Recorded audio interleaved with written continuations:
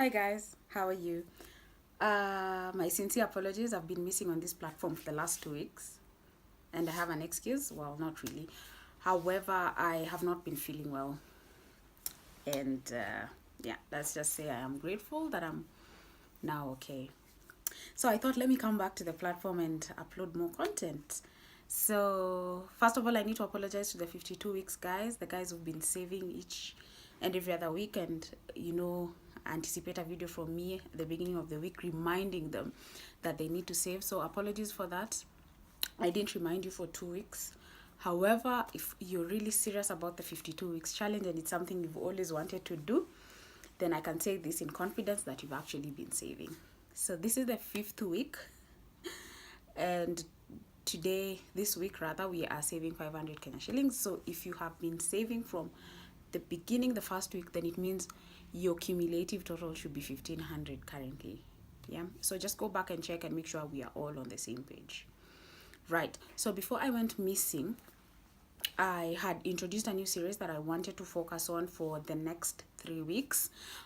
Obviously, I'm running behind schedule, but that should be fine. Content is still content. It's going to help you today. It's going to help you 2 years from now.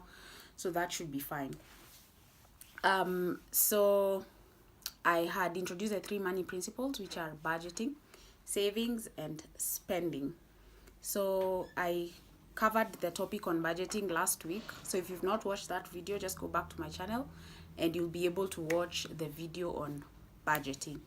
This particular week, we are focusing on savings, and then next week hopefully we are going to do spending. So let's just look at savings quickly. So the first thing that I need to ask you guys is, how do you save? How do you know what to save, and what method do you use? Where do you save your money? Do you have one savings account? Do you have 2 savings account? Because this is where the basis of this video comes from. So I take my principles from a guy called Dave Ramsey. I'm sure most of you know Dave Ramsey. If you don't know him, just Google him up. He's a guy who is really passionate about, teaching financial literacy, and his main focus, or what he's mainly known for, is advocating for people to lead debt-free lives. So he is against you taking any kind of loan. Basically just says, manage what you have. So according to Dave, he says before you save, you need to come up with a certain amount, which is called an emergency amount. Therefore, it means that you need to have an account that is called an emergency fund.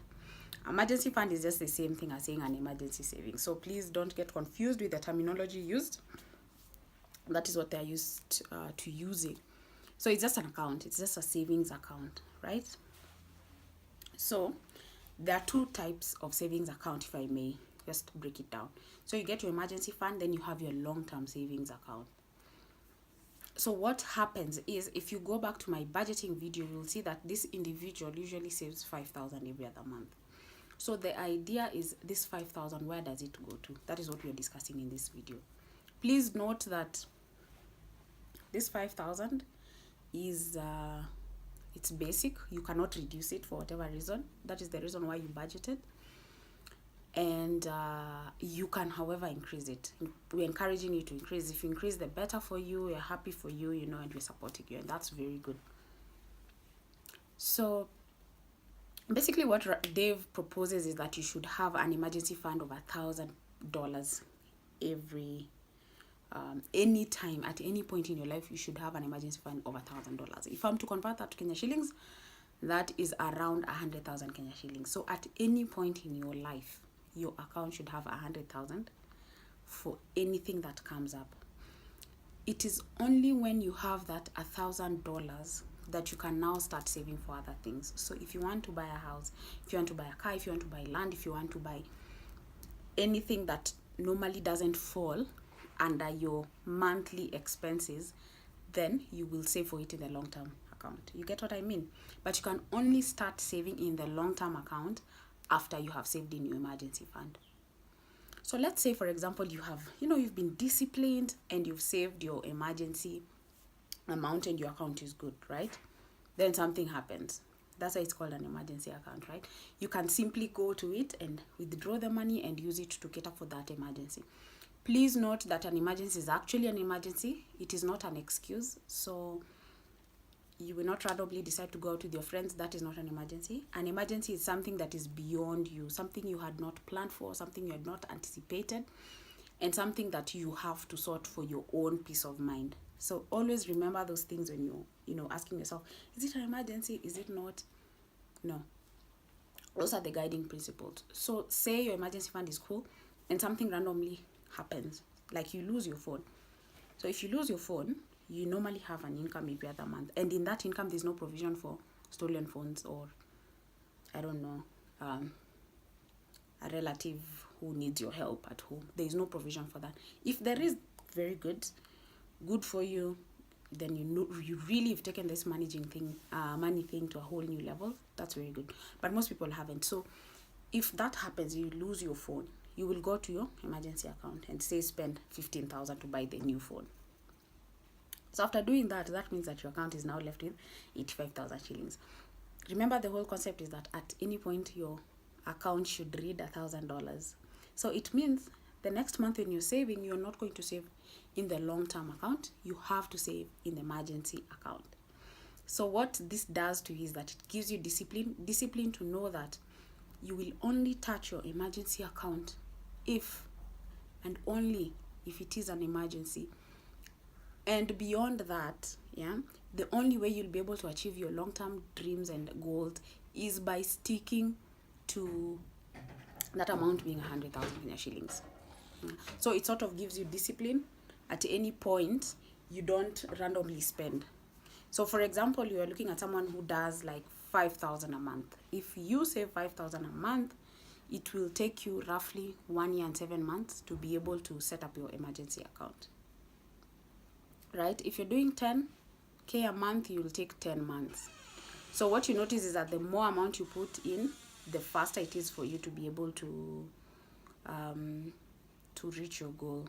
If you're doing 20K, it's gonna take you 5 months. So half of the year, basically, if you want to start it now and you're doing 20K a month, half of this year you will be done. You will have a solid emergency account, and you will, going forward, just concentrate on your long term without having any stress. In case anything happens that is beyond you, you'll always have this money to go back to.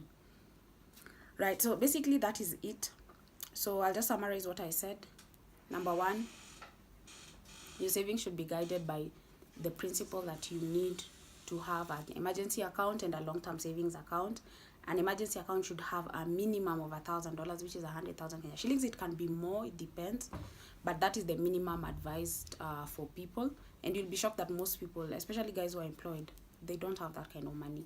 So it might look like it's not a lot, but not many people are able to do it. And in case of any emergency, refer to your emergency account before jumping to the main one. Basically, you should never touch the main one. So this emergency account is sort of like a cushion. In case of anything going wrong, you always cushioned. For those guys who don't know Dave Ramsey, that's him. That's his book. I've been reading this. This has been my latest read. He has many books.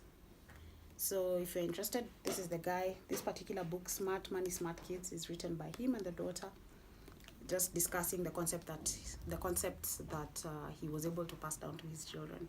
So if you're interested in this book, you can buy it online. I bought this on Amazon for around £15.